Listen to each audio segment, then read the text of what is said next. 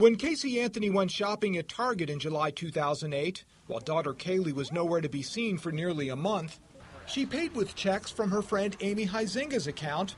Forged checks, prosecutors say, totaling about $400. Same deal when she cashed this $250 check at a Bank of America. Anthony goes to court Monday and could then plead to grand theft or any of a dozen other charges stemming from the shopping spree, crimes that pale in comparison to the murder and child abuse charges that could bring her the death penalty. But if she does plead guilty or no contest, what Judge Stan Strickland does next will play a role in the murder case if Casey Anthony chooses to testify in her own defense. And here's why.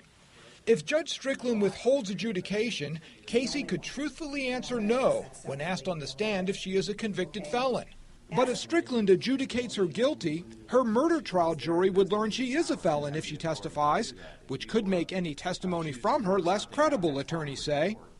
In any case, Strickland said in December he would treat her like any other defendant who's come before him on similar charges with no prior criminal record. So Local 6 created a database containing hundreds of Judge Strickland's criminal defendants, isolating these 24 who pled to 2 or more of the same charges Casey Anthony faces. And we can now reveal how Strickland has handled those cases. Of the 24, these 18 were adjudicated guilty by Strickland. 14 of them had prior felony convictions. And the other 4 were either convicted of more serious crimes along with their thefts or had some minor criminal history. But of all 24 Strickland sentenced, he withheld adjudication for these 6, meaning they were not made convicted felons that day.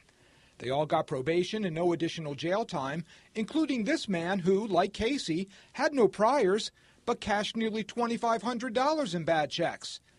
Of the 6 who had adjudication withheld, these 2 had prior records. For her, a theft conviction 9 years before she helped her boyfriend steal clothes from her workplace, and for him a misdemeanor marijuana charge 2 years before he stole laptops from a Disney hotel. The other 4 all had no criminal records, and again, all 6 had their adjudications withheld by Judge Strickland. If he treats Casey as he did those first and second-time offenders, she could expect to walk out of court without being a convicted felon, at least perhaps until her murder trial is over. In Orlando, Tony Pipitone, Local 6.